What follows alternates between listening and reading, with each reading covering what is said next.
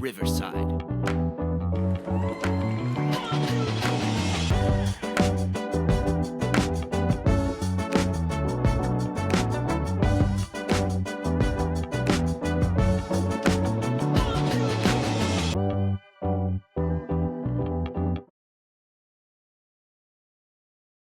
Welcome to Dance Talk with Joanne Carey, where the dance world connects, the conversations inspire, and where we are keeping them real. I'm your host, Joanne Carey, and today I'm joined with Les Sereda. He is the artistic director of the Ukrainian Shumka dancers. I'm excited to have him here with me today, all the way, I believe, from Edmonton, Alberta, Canada. Is that correct? So we are kind of neighbors. I'm here on the East Coast of the United States, but you will soon be here in the United States with the Shumka dancers. So welcome not only to Dance Talk with Joanne Carey, but welcome to the United States of America pretty soon. Thank you so much, Joanne. It's a pleasure to be here. Thank you. So Les, I want to talk about, before we dive into the actual Shumka dancer organization, I'd like to talk a little bit about your background and how you got into dance. I know you were a dancer and a performer. You danced for a number of years. So I'd like to just let my listeners know a little bit about you, if you don't mind. Well, it's a funny story. I had no intention of ever being a dancer. I grew up an athlete. I played hockey like all Canadian young boys tended to do, at least at my age. I was a baseball player. I played soccer. I played lacrosse. When I was a kid, if you told me that I was going to be a dancer, I would have looked at you like you were crazy. And growing up here in Edmonton, Ukrainian dance was part of the community, though. And at some point, mom and dad thought, hey, this would be a nice community activity and cultural activity to be part of. And I went in quite late. I started when I was 13, which was a very late start. And my first year, I danced with little ones that were 8 and 9 and hated it. And into my second year, I managed to move up with kids my own age, and something clicked. And here we are pushing 35 years later, and I've made a career out of this. So it's you never know where the world's going to take you, I guess. It's so true. So is your background Ukrainian? Is that correct? Because I have a friend who lives in Canada, and she has a Ukrainian background as well. So I want to talk about that too. The Ukrainian population in Canada, if you don't mind. So if you could answer those questions for me. My dad is of Ukrainian descent. My mom is not. So I grew up in a house. My mom is English and my dad was Ukrainian. So we learned lots of interesting traditions. There is a huge, especially out west where I live, there's a huge Ukrainian community. And we have over 130 years of Ukrainian immigration, here in Canada. And my great grandparents immigrated very early in the late 1890s to Alberta and set up farming here. And my family's been here ever since. Wow. I love those stories of immigration, and I love the culture. I love when I have guests on who have a culture rooted in something so far back. I love that. Can you talk about what the Ukrainian culture is like? Because I know you have a lot of things that you do with the organization, that it's grown not just from performing, but I saw that the filmmaking and the documentaries and whatnot. So if you can talk about, first of all, the Ukrainian culture and what that preservation is like through the folk dances that are offered, and what that's like as a child when you start to learn those dances.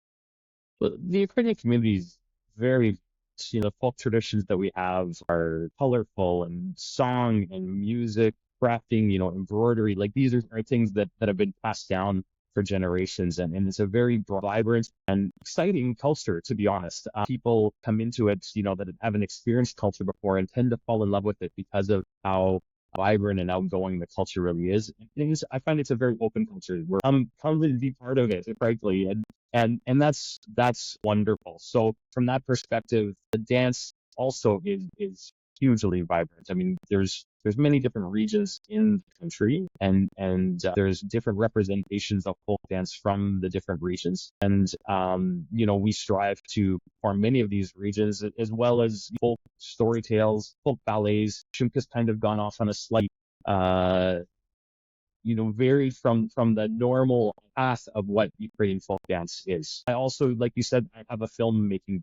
So I've been very lucky to have an opportunity to merge both of my great passions, being dance and film, in a lot of the work that I've done here at Shumka.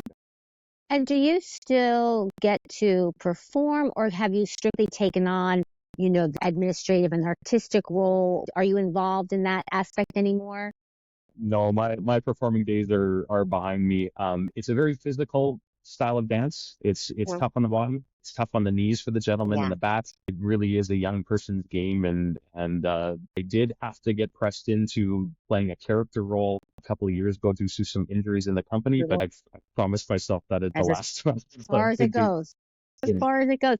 So let's go back a little bit, because I read in your bio that you had gone, at some point you went on to study in the Ukraine, if I'm not mistaken. And I don't want to mispronounce where you were. So can you tell me where? I think if I'm not, let me just say geographically, I believe it's to the west of the Ukraine. And I say it because my friend's daughter lives there.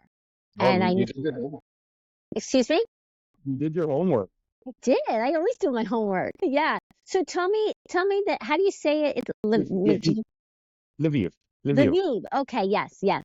And that's where you studied, and you studied ballet and I guess the culture too. Can you talk about Yeah, that? that's right. So it was late 90s that I went to Lviv and I trained there. That was a real turning point in my development as a dance going there. That was just after the independence of the country. Mhm. It was a difficult time over there. People didn't have work. There was not goods and services available. People were struggling. And that was when we happened to go. And yet we met the most amazing people that were so giving and so were eager to teach us what they knew, because they were so touched by the fact that Canadians and people from inside the country were still eager to learn this material. So it was an incredible trip. It certainly helped set the path for the later stages of my career. Only managed to spend about 6 weeks there at that time. It wasn't a lengthy trip. I've been back many times for workshops and training and collaborating with partners over there. It's an incredible country, and I'm just honored to have some association with it. But it was an incredible trip at that time. Yeah. And I can imagine how being, we always say that, you really learn the culture when you live the culture. So to be able to be there, and the language, I imagine do you speak a language now, or can get by, or what's I can that get like? by a little bit. I didn't speaking at home. I learned a little bit at university when I went. My dad spoke. It was his first language, but growing up, he lost it to a great deal as well. Growing up and just working and being part of the community. Language has always been a challenge for me, and it's funny. I have my wonderful friends here that seem to speak, and I'm kind of an outlier, that I'm the one who doesn't speak well, and I'm the one that probably should have used it more than most. So it is a regret of mine that I never can have been able to speak. It's a challenge. I work with collaborators in Ukraine all the time, and I'm very glad that the technology and Google Translate and things have evolved to the place that they are, because I get a great deal of work done now. Yeah, I mean, that's just amazing. And as you're saying, and I'm like, gosh, I should put you in touch with my friend's daughter over there. But let's fast forward to now you're finished performing, and you come back, and how do you then become the artistic director of the Shumka dancers? Talk about that trajectory for you. Well, coming back, I still had a 10 plus year career as a performer. I always had interest in the artistic sides of things. I didn't grow up in an artistic family particularly. My dad was a bit of an amateur photographer, things like that, but it was never something that was a focus in our family. My dad was convinced I was going to take over his civil engineering company, and I just cringed about things like that, and was just drawn to the artistic elements of fiction. I went to film school, so I've got a real technical background as well, and I got involved after retirement in some of the technical production, projections. We do a great deal of projection work, technical theater work, video production. So I got involved with a lot of that work, but still had a career element to much of what I was doing. Late in about 2012, the former artistic director and I started to work together on his new piece. And that was really the beginnings of me taking a great step forward, into direction. I had taught dance my entire life. I mean, it was a part-time job. I was artistic director of Shumka's junior ensemble for a number of years. So it wasn't a stranger to me, this type of work. But stepping into, the type of production we were doing at that time was still a big step and a steep learning curve.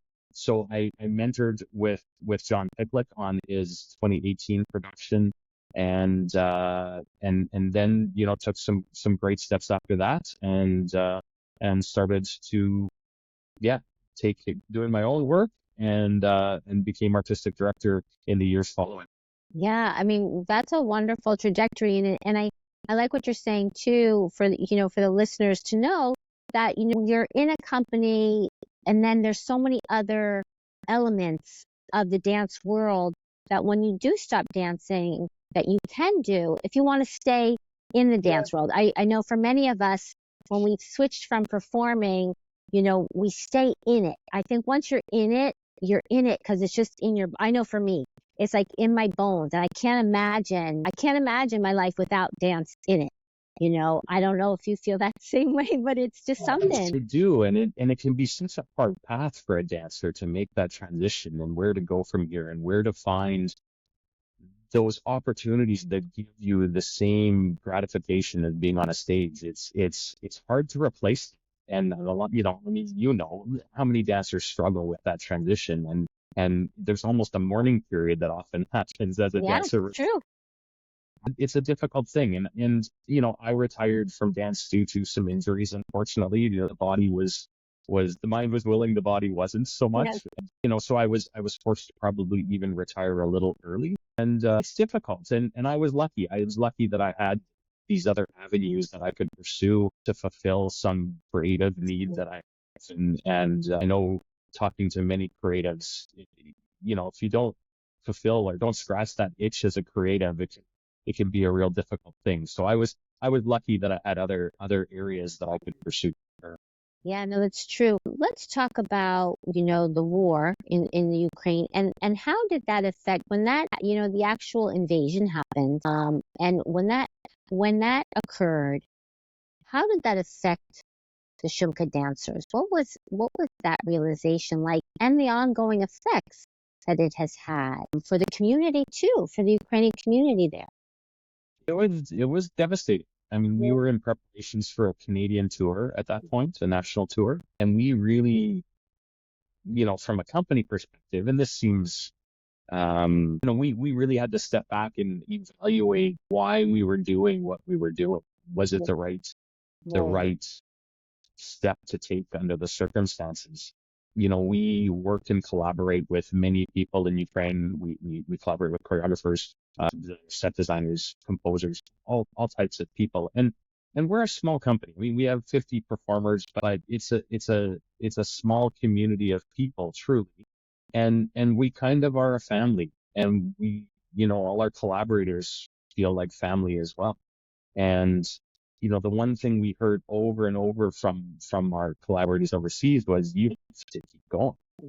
They just told us that there's you've got this country that's invading another country and trying to wipe out this culture. The best statement we could do was to present this culture and show the beauty of it, show how it's unique, and show how it stands on its own.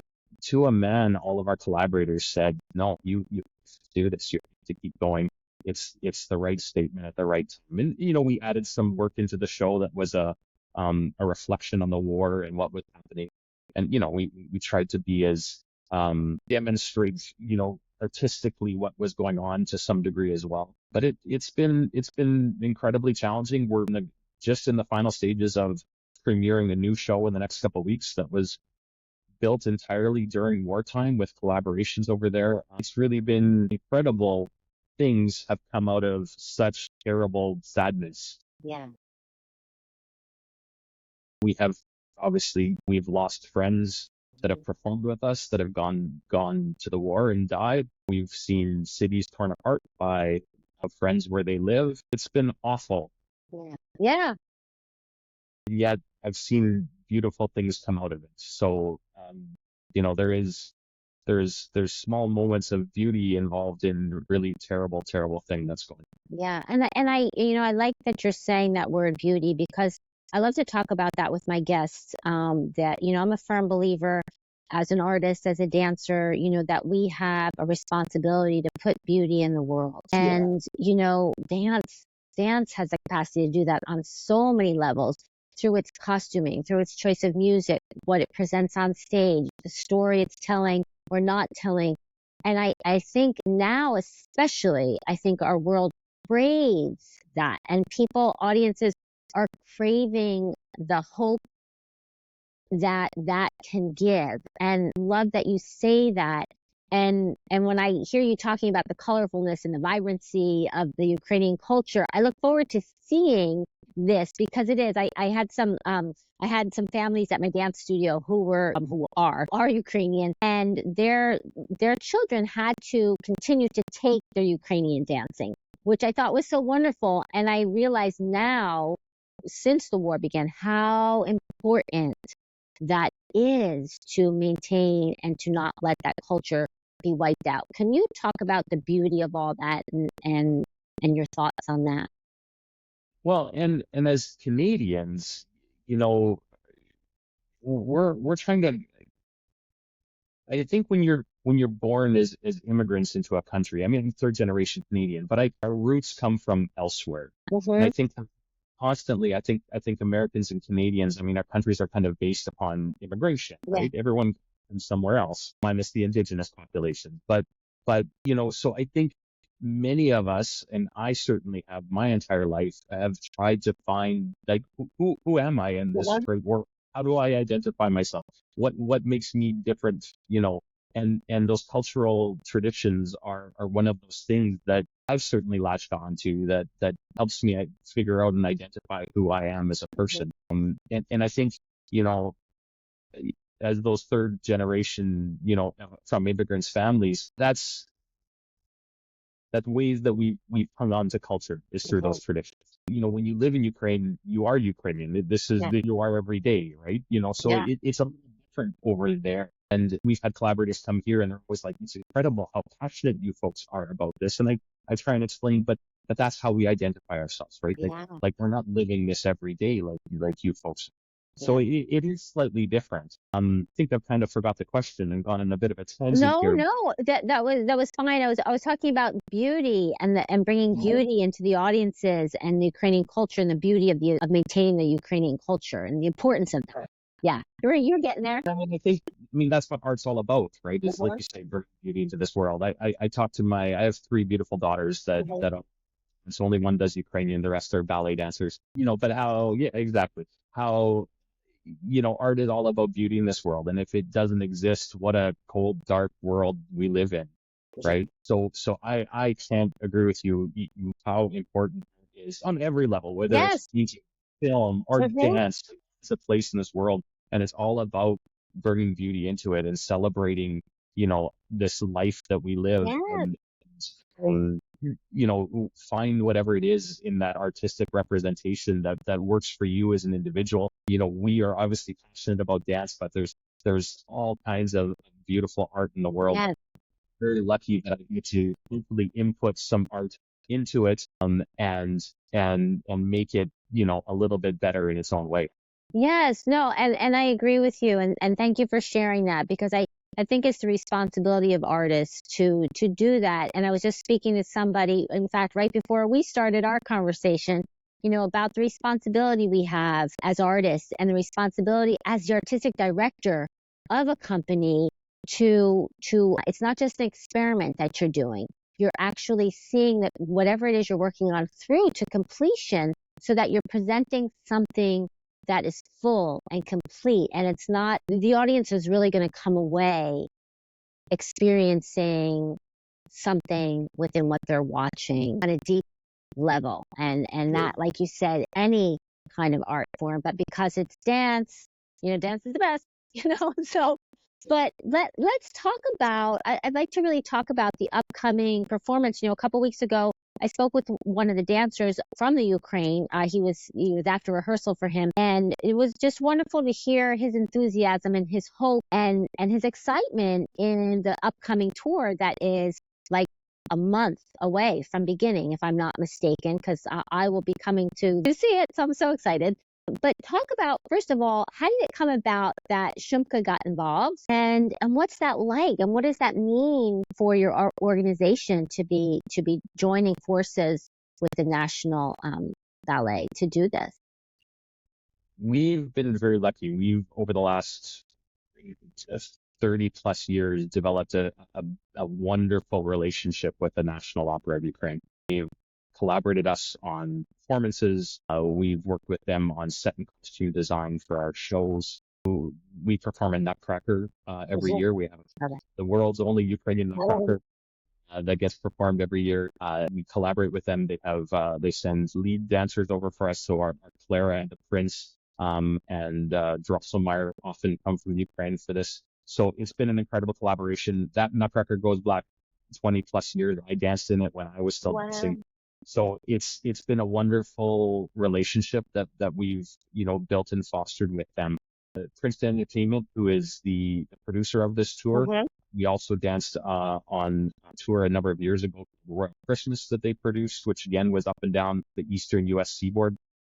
So there was a couple of perfect things that came into being for this tour. The National Opera of Ukraine did a Canadian tour previously, and one of their final shows was here in Edmonton, and we performed with it at that time. And it was very soon after that show that, all the stars aligned and we were offered this opportunity. And we feel incredibly blessed to be able to share the stage with them. Our dancers get, paid a small bit, but for the most part, our dancers are all students. They all have jobs. This is an evenings and weekends, and we work incredibly hard at it and put on, I believe, wonderful performances.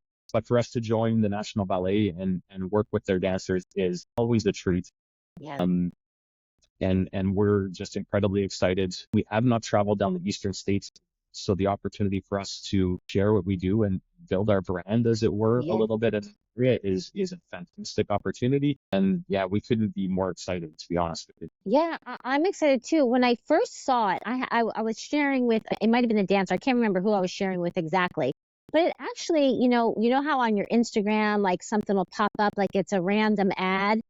That's how over a month ago, this random ad popped up. And usually because of the podcast, I get the notifications sent to me about what's coming up, what dances and seasons and stuff.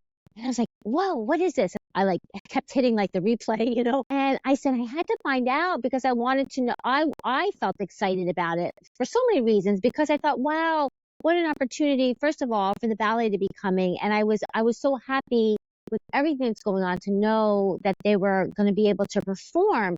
And then when I saw it was coming in my own backyard, I was like, I have to be there. And one thing led to another, and here we are talking, and I'm just excited. I'm excited for the tour. I'm excited for the dancers. I'm excited for the country. I love all it's about. I watched the press conference. There was a big press for the listeners, and the listeners can Google it. Or I think it might even be on the ballet's website. There was a press conference done at the Ukrainian embassy, if I'm not mistaken, in Washington, D.C., where they announced the collaboration. And it just sounds so exciting to be able to support the people back in the Ukraine. Let's talk about this, because all the proceeds, I believe, if I'm not speaking out of turn, are going to help everybody back. I almost said back home, back in the Ukraine, right? The tour is partnered with a group out of the States called Humanite. And the funds will go through them to fund humanitarian efforts and rebuilding efforts in Ukraine. So, we've all seen the pictures. I mean, it's what we're seeing. There's ongoing humanitarian efforts. There's going to be huge humanitarian efforts, hopefully when this war finally ends. So it is a wonderful opportunity to come and watch some incredible dancers, and yet, be able to do a little bit of good in the world too. Yeah. So we're, again, just so pleased that we can continue to help. We keep doing as an organization everything we can to try and raise some money and do what we can. But this is a great opportunity for many people now to become involved, be part of something, again, kind of nice out of something very, very dark and terrible.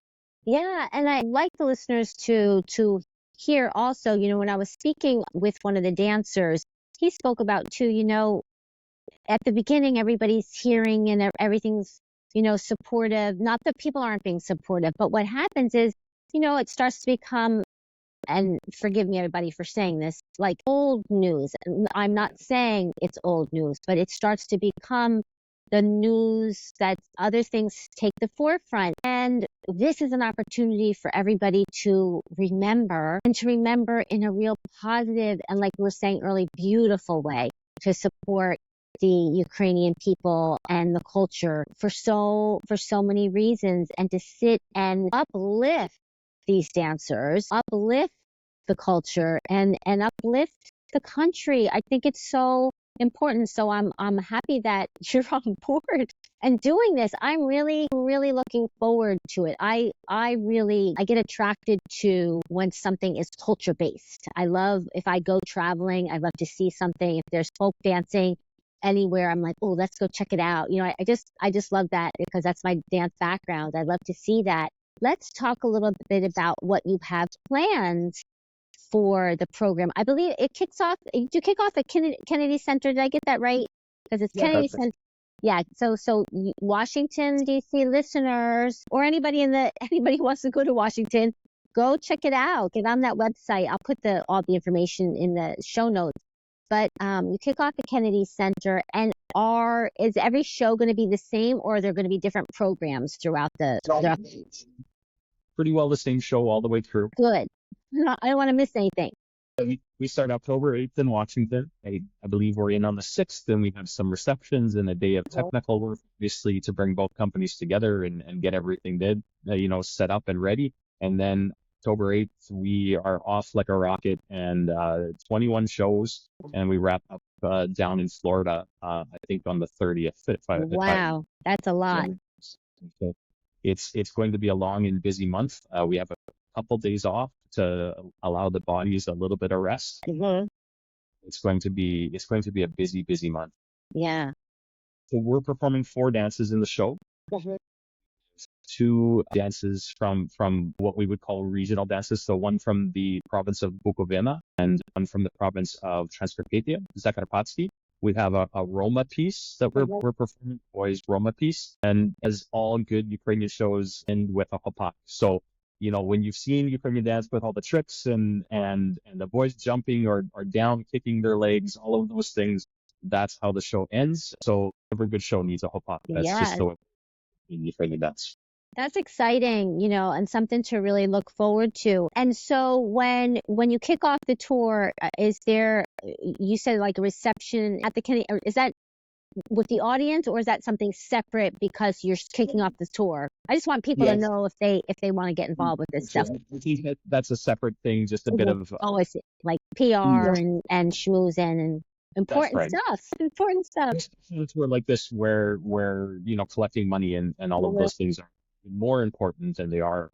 The arts could always use a little more money, but this tour differently, we're looking at raising funds. So there's a reception up the top to just kind of set the tones for the. That's exciting. Yeah. And then are there any, or are you aware, maybe you're not aware yet, or maybe they haven't decided yet, are there any like audience talkbacks, curtain talks or anything like that, or you don't know? Not that I'm aware of. I haven't heard anything on that front yet at this point. Well, I'm hoping so. I just think it'd be interesting for the audience and myself to learn more, because I love to learn all about that. And if I understand correctly, you're using the technology, isn't there some kind of, I'm going to call it an immersive experience or something that's going to be very exciting and happen? Talk about that. So there'll be a 40-foot LED screen in the background. So it will be projecting images throughout the show. And as the show goes on, it'll move into 3D images. So there'll be a point where the audience will be asked to put on their glasses, and there'll be 3D images that will be projected off of this 40-foot LED screen.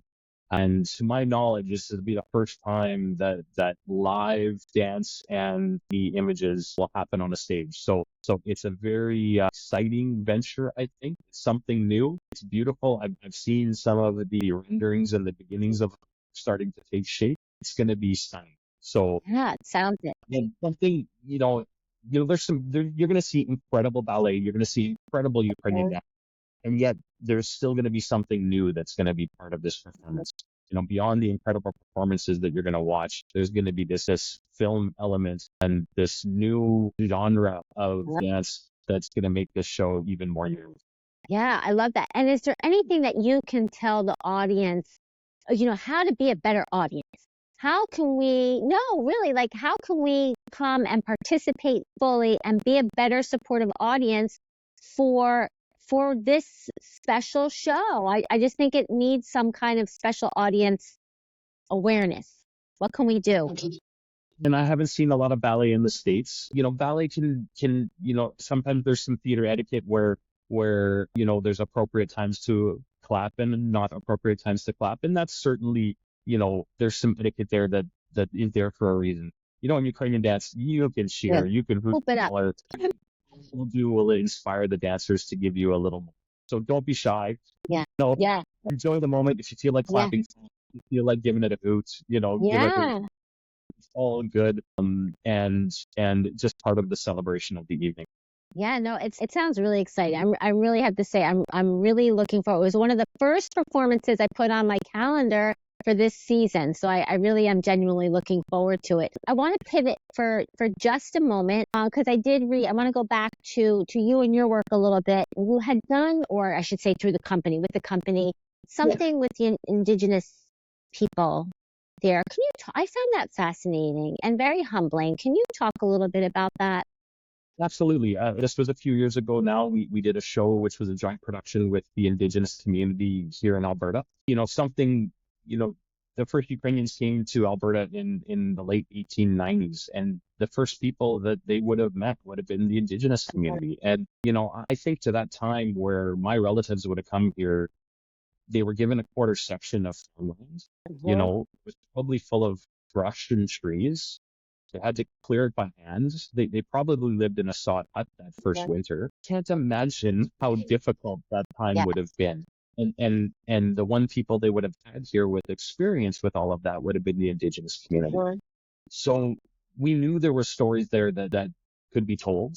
And it took a lot of time and there was more time spent outside the studio on that show, building relationships, starting conversation and finding common ground, in order to do something on the stage. And that's really what it was about, was trying to build those relationships. It took a long time. We had to build trust and we had to find new ways of working across cultures. The cultures sometimes work in different ways in terms of how they so it took a lot of time, and it wasn't easy at all times on everybody. It was tricky and trying to learn how to find the correct language to talk about things. And part of the show was recognizing, some of the difficulties that happened during that time. So it was a challenging show. We did a documentary about it. It's available on YouTube. If that's interesting for people, you can go find it. The show was called Ancestors and Elders. So it really was all about those relationships with those two groups of people and the elders and those people that helped pass on those traditions. And the show kind of went from early immigration and kind of migrated into common times and how those relationships have existed and how we continue to work on them today. So it was a beautiful show, a beautiful collaboration. It'd be nice if we could get it on the stage again one day. Yeah, no, it's that when I saw that, I thought that was really interesting because like I said earlier, I love to find out. We talked about finding our ancestry and all our background and things where they start and come from. And I just love that. And I think, it brings to mind too, dancers and artists have the capability of bridging those barriers and making the bridge between cultures. I think we're we're wonderful ambassadors of culture. We really are, because I think we work in a community where it's so many different people, and we also present those stories, which is what you're doing, and I just think it's a beautiful thing that artists do. So I think it's exciting. People should check it out. What are your hopes for not only your organization, but for dance moving forward? It has taken such a hit from COVID. I think the dust is settling. I'm hoping it seems to be, people I talk more and more with on the podcast. It seems like, the dust is settling a little bit and we're coming out a little bit, a little more energized, a little more hopeful. What's that look like for you? Yeah, it's been tough since COVID for everybody. Tickets still aren't selling like they were. I live in a city that is hockey mad. Mm-hmm. We have this year, and we can get 20,000 people up for I a don't know hockey what you're game. talking about. Hockey? I don't know. That's the Rangers, come on, and the Islander. And yet all of the dance companies, our local professional ballet company, Alberta Ballet, everyone I think is having a hard time selling tickets still. Yeah. And I hope that that's still the gets better in the coming years for sure. These are expensive projects to put on. Yeah. They're consuming projects, big ballets, you do big shows. It takes time, it takes money. Yeah. So I hope those ticket sales continue to come back all over the world. We are just trying to create beauty here, like we talked about before. Yeah. I hope that continues to get better. As for the company itself, we are a dance company that doesn't just do Ukrainian folk dance. We're trying to tell stories. We're trying to find, appropriate avenues to tell those stories, different genres of dance. We train with ballet, although we're not ballet dancers. I don't convince anyone that we are, but training in these different genres to try and, find ways to tell these stories. And I'm a big believer that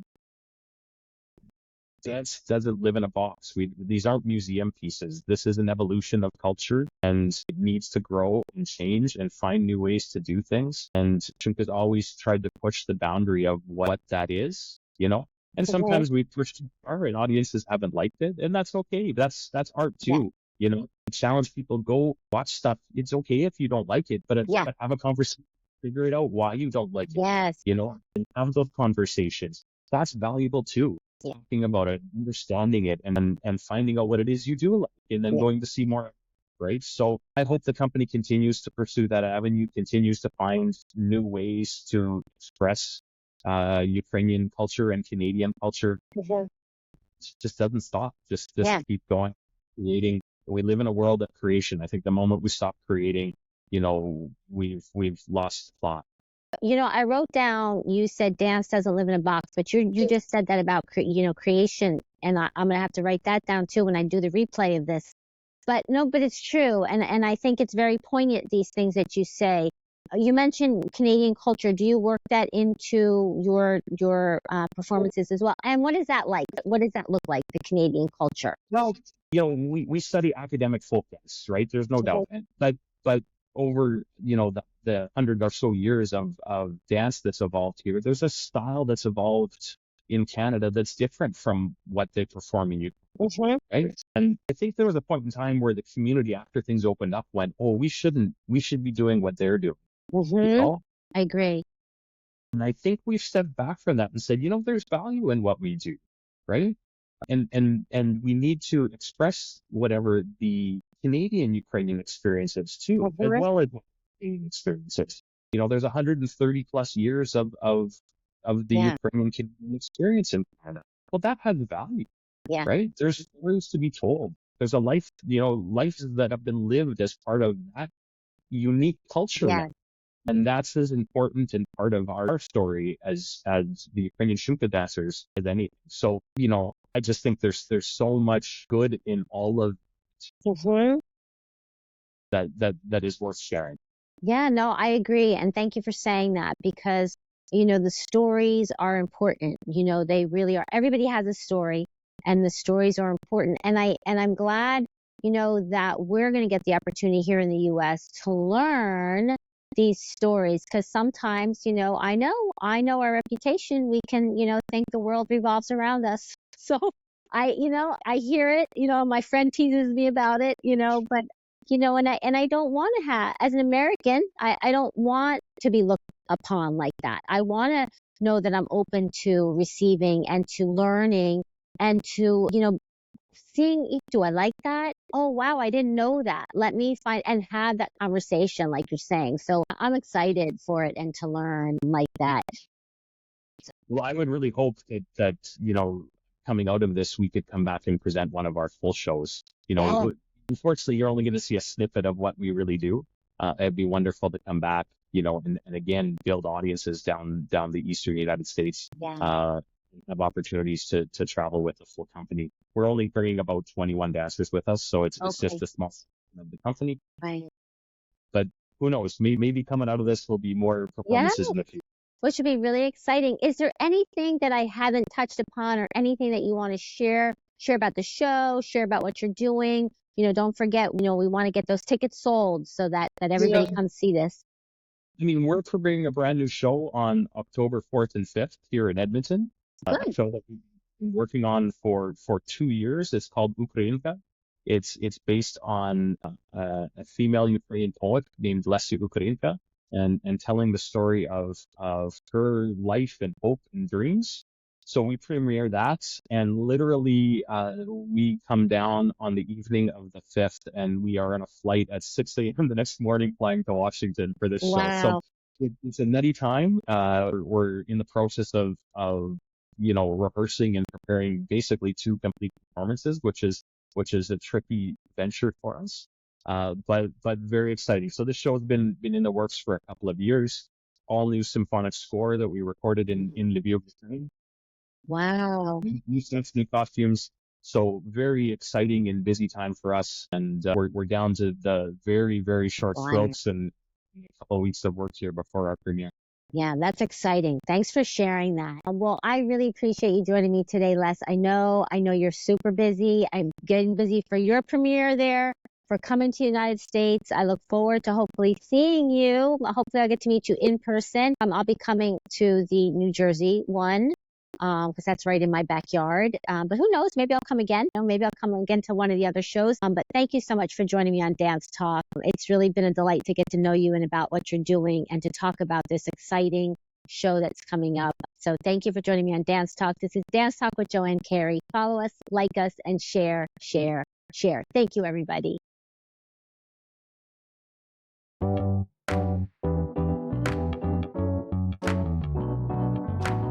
Powered by Riverside.